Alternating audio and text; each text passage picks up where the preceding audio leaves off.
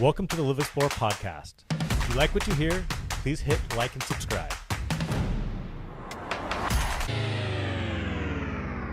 Welcome, everyone. I'm Sean Payne, founder and owner of LivXplore Real Estate and Lifestyle. Today, I have with me Corey Bassett, one of the founding partners of StrongHouse. Yes, sir. Thank you very much for joining us. And I have Isaiah Chass with me, our founding agent. Isaiah, thank you for joining us. You bet. Excited. Cool. So how this started was I have a fascination with tiny homes, and so I'm always like checking out. And I think like specifically container homes. I don't know why they've fascinated me for a variety of years now. I think they remind me of Legos or something like that.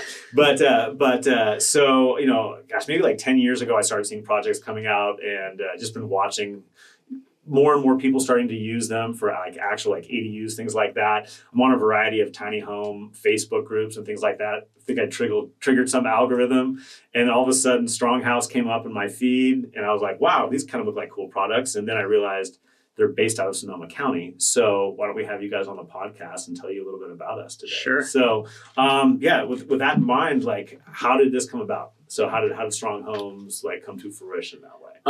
Basically, we just noticed the need for housing in Sonoma County.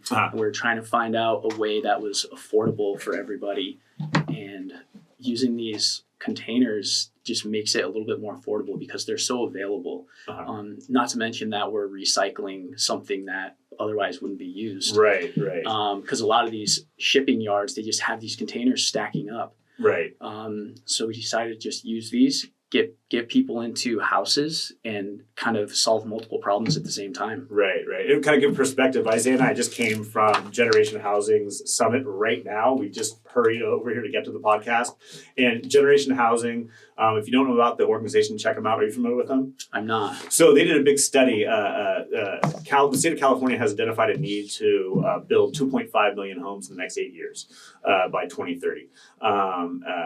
And Generation Housing came in and did an in-depth study and says that's not going to do anything to our supply-demand issue, that we really need to build closer, a little over 58,000 housing units in Sonoma County in the next 8 years.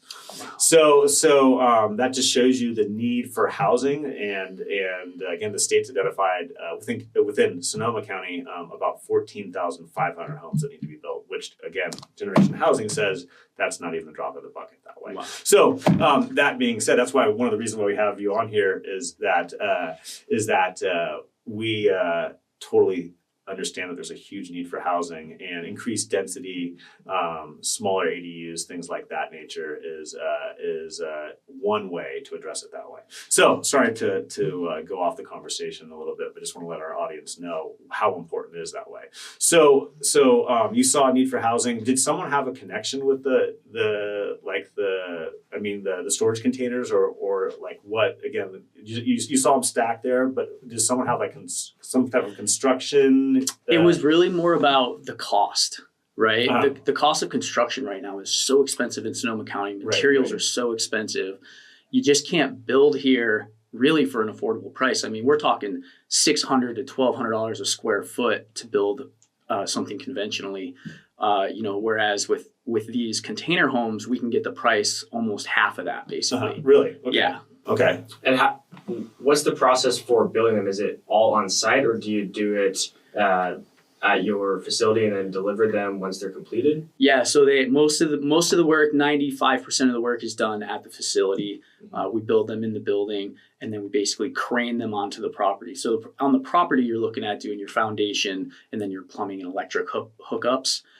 So once that's kind of in place, we just set the container on there, we weld it to the foundation, and it's pretty much done at that point. Really? Yep. How long does it take once it's constructed on site, that process of welding it to the foundation? How long does that take? It depends on if you're doing a single unit home or a multiple unit home. Mm-hmm. But if it's a single unit home, say one small 20-foot shipping container, it's something that could be done once the foundation and electric and plumbing is done. It's something that could be done within a week to 2 weeks, probably. Really? Okay. Yeah. So how far out is it to build these? If someone right now said, I want one of these homes, how long out could you deliver it? Sure. We could probably deliver, I would say, within 3 months. That's maybe being conservative. Mm-hmm. and again, it depends on what type of unit they're looking for and the options that they want. Sure. And one of our biggest challenges, I would say, is the red tape through the cities, right? Getting the permits to put an ADU in a backyard, which the state has become a lot more friendly with. Right. The new laws are a lot friendlier. They're trying to push things through the city and the county quicker. But the city and the county, they're struggling with resources. They're struggling with people. So even though the state is giving them 60 days to put this paperwork through, we're seeing it kind of go over that. And there's not really any way to actually enforce what the state has put in place. Right.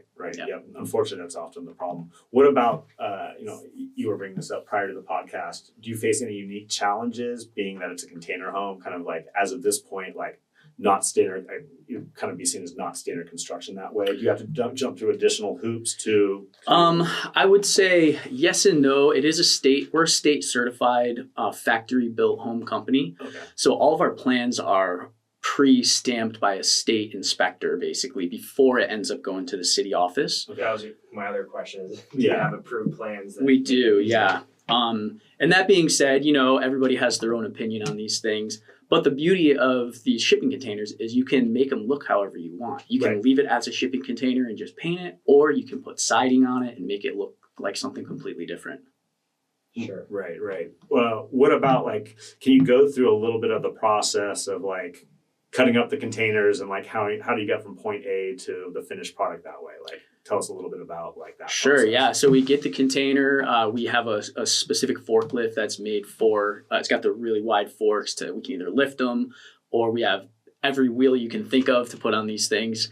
Roll them into our warehouse, get them in place, get them nice and level, and then depending on what the layout is, we'll start cutting out the sides, cutting out the windows, cutting out the doors, and then from there we install windows and doors, do electric, do plumbing. From there, it's almost like conventional home. Okay. And then we have our state inspection. The inspector comes to the site, checks all the electric, plumbing, make sure everything's how he likes it. And then from there, we do the spray foam insulation, which is a vapor barrier. We do that under the bottom and walls and ceiling. Some of the units need fire sprinklers, depending on what the main house is. We mostly are trying to work on ADUs. So depending on what the main house is and what the city tells us, that's part of it. And then we go into drywall, paint, cabinets, finish work. If it's a single unit, we get the flooring in and it's basically completely finished. If it's 2 containers or 3 containers side by side, we do the flooring after, and then we finish the drywall seams once it's on site. What's the biggest project you've done right now with how many number of containers? Biggest project was 9 containers. Really? And it was 2 houses, but they're both right next to each other. And at this point, they're actually connected with a roof system. Oh, cool. But it was basically 3 40-foot containers side by side, which is 960 square foot, 2-bedroom, 2-bathroom house. And then the other one was 6 20-foot containers. So 3 on the bottom and 3 on the second floor. The 3 on the bottom created a 2-car garage. And then the 3 on the top were, 2 of those were 1 unit, which is 320 square feet. And then the third one was basically a front porch. That's really cool. That's cool. Yeah, that was really cool. Very, very fun project, very challenging. Right. That's okay, maybe good. So when you do multiple story that way and you're cutting up on them structurally, doesn't that mess with them structurally that way? And do you have to reinforce them when you stack them? What's that like? Yeah. So as far as cutting them out, yes. So we have an engineer that does all the structural calculations, and if we need to add a beam here and there, or a post here and there, we do that. There's the ones that we cut out, the 40-foot container sides.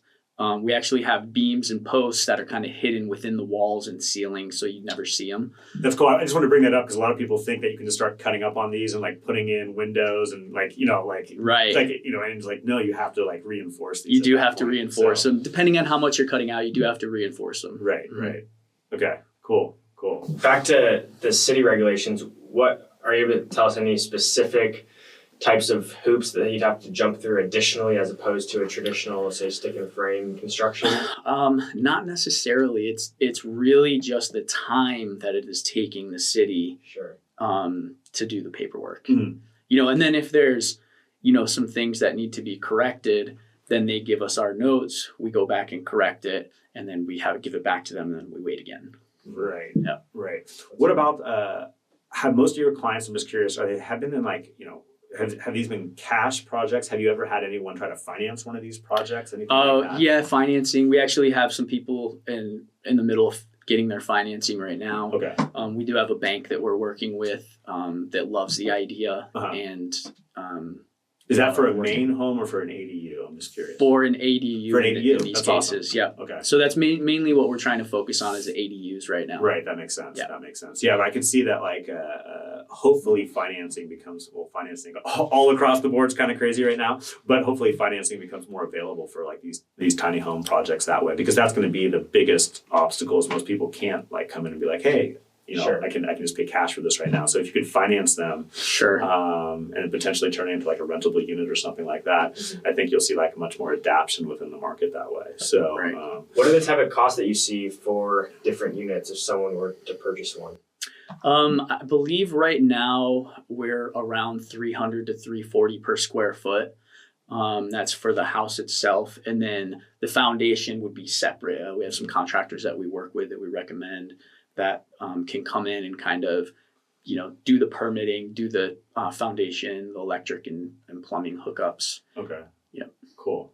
So what's your guys' ideal project? What's your bread and butter that way? What gets you guys going that way? You're like, oh yeah, this is what we do. Yeah, I mean, ideally, our mission statement is to help out Sonoma County with housing. Uh-huh. And obviously we can go anywhere in the state. But we want to get more ADUs into the area. That's what we're trying to focus on and really set our sights on. Right. Yep. Has there been certain communities within Sonoma County that have been easier to work with than others? Not necessarily. There is the county office and the city office. Right. We've worked with both. Uh-huh. So we're getting through. Uh-huh. We're getting through. Yeah. Right. With Santa Rosa in particular, being that there is so much fire damage, are you seeing people approach you because they want a solution to housing that is protected from fire, being that it's a metal container exterior? Yeah, absolutely. Actually, one of our clients was a burn victim, and she had everything burned, and the only thing that survived on her property was one shipping container. And that's why she decided to build her houses out of shipping containers. Interesting. Yep. Interesting. This might be a technical question, but what type of temperature could these withstand? I mean, I'd imagine the point that will fail is probably the windows or the doors. Right. Yeah. They're made out of Corten steel, so it has a really high tolerance for fire. I mean, if you think about metal, how hot it would have to be to actually melt metal, it's a very high temperature. So yes, you're right. The windows and doors would be probably the first point of intrusion. Mm-hmm. But yeah, they're very, very resilient for fire. That's cool. Yeah, that is.